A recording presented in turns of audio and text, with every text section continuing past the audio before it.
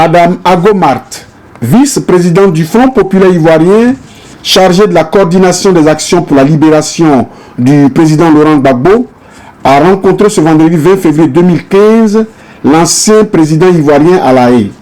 De retour de ce voyage, l'ancienne première vice-présidente de l'Assemblée nationale de Côte d'Ivoire a fait escale à Paris où, à l'initiative de la représentation du FPI en France dirigée par Madame Hortense Assalé, elle a échangé avec les militants, sympathisants et premiers responsables des mouvements et partis politiques alliés au FPI. La rencontre a eu pour cadre le 177 rue de Charonne dans le 11e arrondissement de Paris ce samedi 21 février 2015. Comme il fallait s'y attendre, la crise qui secoue le Front populaire ivoirien autour de la candidature du célèbre prisonnier de La Haye à la tête de la présidence de son parti a dominé les débats. En effet, venus en très grand nombre, les militants de France ont voulu savoir ce que Laurent Gbagbo a bien évidemment confié à la vice-présidente du FPI sur sa candidature qui cristallise désormais tous les débats au sein de son parti. C'est sans faux fuyant que Marthe Ago a expliqué à tous avec force et détail les tenants et aboutissants de cette crise qui grève désormais les activités de son parti. Mais avant les explications de la vice-présidente du FPI, la représentation France a profité de l'occasion pour rendre un hommage appuyé à Désiré Porquet, grand militant du FPI et compagnon de Laurent Gbagbo, décédé récemment à la PISAM à Abidjan. C'est à M. Roger Balou, membre de la représentation, qu'est venu l'honneur de saluer la mémoire du défunt. Je voudrais dire merci à Désiré Porquet pour tout ce qu'il nous a donné et pour tout ce qu'il a fait pour notre lutte. Et à lui, qui nous écoute certainement, je voudrais dire que nous ne trahirons pas ce combat-là. Nous allons continuer d'honorer sa mémoire. Je vous remercie.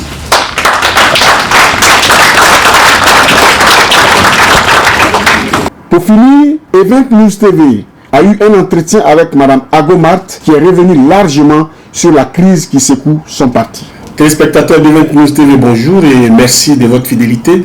Nous avons aujourd'hui l'opportunité de rencontrer Mme Agomart. Agomart qui est vice-présidente du FPI, chargée de la coordination de l'action de libération du président Laurent Gbagbo.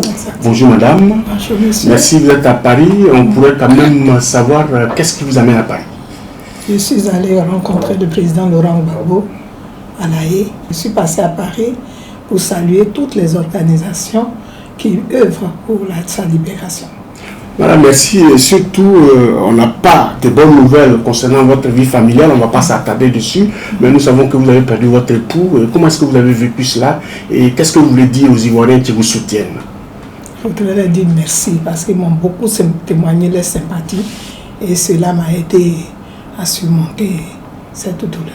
Voilà, vous êtes une femme forte, on le sait. Vous avez été députée à l'Assemblée nationale. Je crois que vous avez même été vice-présidente, première vice-présidente de l'Assemblée nationale. Ce n'est pas des petites charges que vous avez assumées. Et cette fois-ci, vous avez entre vos mains la coordination de l'action pour libérer le président Laurent Gbagbo. Alors, comment est-ce que vous comptez vous y prendre?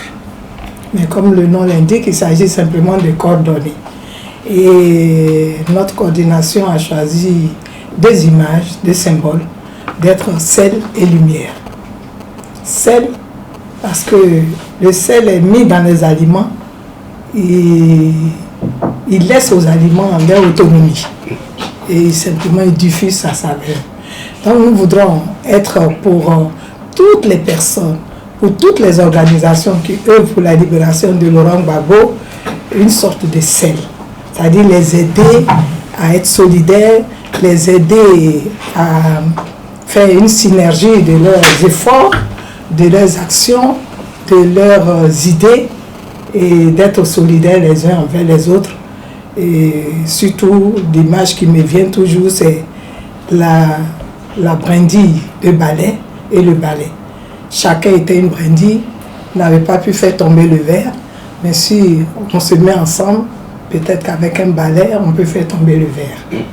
Voilà, donc c'est pour ça d'abord. Et lumière, parce qu'on oublie souvent que Laurent Gbagbo, pour mener sa lutte, a créé un organe, une structure qui est le Front populaire ivoirien. Et le Front populaire ivoirien, dans ses statuts, particulièrement l'article 4, montre le combat pour lequel il a été conçu. C'est lutter toutes les personnes éprises de justice et de paix, de liberté, et qui luttent contre toute domination intérieure comme venant de l'extérieur. C'est ça qui caractérise. Et il a mené cette lutte pour la domination intérieure. On a pu passer le mur de la pensée unique, du parti unique. On est venu au multipartisme. On a pu obtenir les conditions d'élection libres et transparentes. Malheureusement, quand on est arrivé au pouvoir, on s'est heurté à un grand problème. C'est que l'indépendance qui avait été octroyée à la Côte d'Ivoire début 1960 n'était que factice. On devait recevoir des ordres d'ailleurs. On n'était pas un État souverain. On ne pouvait pas appliquer librement notre politique. C'est pour cela. Et ils ont tout fait pour le dégommer. Et il a été victime d'un coup d'État le 11 avril 2011, déchu du pouvoir par coup d'État militaire. De l'extérieur cette fois-ci, mais pas des militaires ivoiriens. Des militaires de la communauté internationale basée en Côte d'Ivoire, notamment la France. Et le FPI doit donner la boussole. C'est pour ça que nous avons choisi d'être lumière. Vous êtes lumière, vous êtes en même temps, comme vous l'avez dit tantôt, engagé pour la libération du président Laurent Gbagbo. La feuille de route que ceux qui vous ont nommé, on veut dire le président Affi, la feuille de route qu'il vous a donnée initialement, c'est laquelle? Il m'a dit que je suis figure de proue. Voilà ce qu'il a dit. Donc, c'est moi qui dois voir tout ce qu'il y a comme danger, qui dois repérer, voir ce qu'il faut et signaler au capitaine qu'il lève, qu'on puisse conduire cette lutte-là. Quelles sont vos relations alors actuellement? Est-ce que vous avez déjà engagé cette voie? Est-ce que déjà, en sa qualité de capitaine, vous lui avez déjà apporté quelques pistes? Exactement, je lui ai apporté tout mon texte qu'il m'a nommé. C'est moi-même qui lui ai proposé, même l'investiture qui a eu lieu, c'était mon idée. Je lui ai donné tout mon plan du travail. Et alors? Il dit qu'il a compris. Et puis après, tout le monde s'attelle au congrès. Donc moi, je continuais ma tâche jusqu'à présent. Merci madame. Maintenant, surtout, la crise sur la candidature du président Laurent Gbagbo a cristallisé le débat au FPI, au point où les dirigeants du FPI se sont retrouvés en justice pour soit demander l'invalidation de la candidature du président Laurent Gbagbo et engager d'autres débats. Aujourd'hui, le président Affi dit qu'il est le candidat unique. La justice a tranché. Comment est-ce que vous, en tant que coordinatrice des actions de libération du président Laurent Gbagbo, comment est-ce que vous avez vécu toute cette bataille? J'ai vécu très douloureusement cette bataille parce que c'est inconcevable que le président du Front populaire ivoirien, qui est censé être le gardien de cette structure, livre cette structure à une justice inique qu'il a lui-même mis en prison arbitrairement. Il a liberté provisoire. Aujourd'hui, il croit en cette justice. Ça a des abords par rapport au point de vue éthique, politique. Je l'ai vécu très douloureusement. Je continue de le vivre très douloureusement. Maintenant, en tant que juriste, j'avais déjà écrit un article dès que j'ai vu le gouvernement pointer du nez au sorti d'un conseil de ministres. Le porte-parole, le ministre René Bruno, disait que le gouvernement souhaite que le président qui va être élu à ce congrès soit conformément aux lois de la République. J'avais déjà tiqué en tant que juriste. Parce que n'est pas un parti politique, le FPI est un parti politique, c'est une association privée. C'est au moment de la constitution de l'association, on dépose les statuts, et c'est en ce moment-là que c'est doit être conforme aux lois de la République. Une fois que vous avez obtenu votre récépissé, vous fonctionnez selon votre statut. Je ne vois pas en quoi l'élection du président d'un parti politique doit obéir aux lois de la République. Madame, je ne vous interromps pas, mais Affi N'Guessan soulève comme grief que le président Laurent Gbagbo n'est pas lui-même preneur et que tout ce qui se trame autour de cette candidature est piloté en sous-main par une dame qu'il a nommée, je crois bien, ça doit être Nadi Bamba qu'il a nommée, qui serait la tête du complot. Vous venez de rencontrer le président Laurent Gbagbo, certainement. On ne va même pas encore au président Laurent Gbagbo. Restons sur la ligne des principes. Restons sur la ligne des principes. Au Front populaire ivoirien, quelle est la structure qui apprécie les candidatures? Je crois que c'est le comité de contrôle quand la présidence. Alors comment se fait-il? Est-il le président du comité de contrôle? Certainement pas. Ah, mais alors, où est le débat? Pourquoi pas faisons la diffusion même des propos de M. Affi N'Guessan? Je l'appelle monsieur là parce que ce n'est plus un camarade. Un camarade ne peut pas se permettre de ne pas respecter les règles de son parti. De surcroît, un président, c'est inadmissible.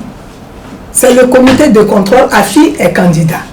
Le comité de contrôle examine les candidatures des présidents, des candidats. Donc la candidature, le dossier d'Affi, comme le dossier du président Laurent Gbagbo, candidat, est apprécié par le comité de contrôle. Le comité de contrôle admet les deux candidatures. Alors toi, un candidat, tu te lèves pour aller contester la candidature de l'autre candidat dans une structure qui n'est pas habilitée. Si justement les règles de l'art ne sont pas réunies pour cette candidature, on a le droit de le contester, madame. Mais on le conteste devant le comité de contrôle. Dans les structures du parti, il y a tout est mis là. Quand ils affichent, il y a un délai pour faire les protestations, faire les réclamations. Et pour lui, concernant lui-même sa candidature, les membres du comité central ont fait une requête aussi auprès du comité de contrôle pour qu'il annule sa candidature. Lui aussi, il a fait une contestation, une réclamation pour qu'on annule la candidature du président Laurent Gbagbo. Et le comité de contrôle a validé les deux, n'a pas retenu les deux réclamations. Et alors, ça s'arrête là. Et on s'en va au Congrès. Normalement, le débat devait être clos. Oui. Alors, vous venez d'arriver de La Haye, vous avez eu la chance de rencontrer le président Laurent Gbagbo. Le débat qui se mène autour de cette candidature est cristallisé, comme je l'ai dit tantôt, par la présence d'une dame qui serait la... Non, ça s'est passé. Oui. Maintenant, M. Affi N'Guessan a soulevé un autre problème à la justice concernant la validité de l'acte notarié, là. Voilà. Et ça, c'est le plus grave. C'est le plus grave. Moi, je ne sais pas comment on peut cautionner encore des individus de ce genre. Il vient de faire exactement ce qui s'est passé en 2010, ne pas reconnaître la constitution d'un pays. C'est le Conseil constitutionnel qui est habilité à poser. Dès l'instant où on ne respecte plus le droit, il n'y a plus... Si l'acte notarié, qui est considéré comme acte authentique, est remis en cause, même pas quelqu'un qui a intérêt, ce n'est plus la peine. En droit, on parle d'acte sous un privé, c'est-à-dire vous et moi, ce qu'on aurait pu faire. L'acte authentique, c'est notarié. Mais si ce qui est passé devant un notaire est contesté, il n'y a plus de base. On sait toute la base du droit. C'est tout le système juridique qui fout en l'air. Ce problème est posé, madame. Et puis, il n'avait pas le droit, normalement sa requête devait être irrécevable, parce que c'est celui dont la signature est faussée qui peut demander qu'on annule cette signature. C'est M. Laurent Gbagbo qui peut dire non, j'ai appris qu'il y a un acte à mon nom, l'acte notarié, je ne sais pas ma signature. Le notaire a dû faire un faux. Ou bien le notaire concerné qui peut dire mais cet acte dont on parle ne vient pas de mon cabinet, on a dû faire un faux. Mais ni les deux concernés n'ont demandé le faux. Affi N'Guessan, quel intérêt, en quelle qualité, lui, il conteste la signature. Bon, vous faites un acte notarié pour faire un dossier, et moi, je suis inquidable, je me permets de dire que votre acte est faux.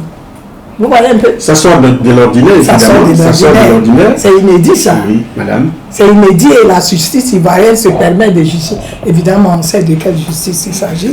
Depuis le 11 avril, dès l'instant où le droit n'existe plus, la justice est censée appliquer le droit.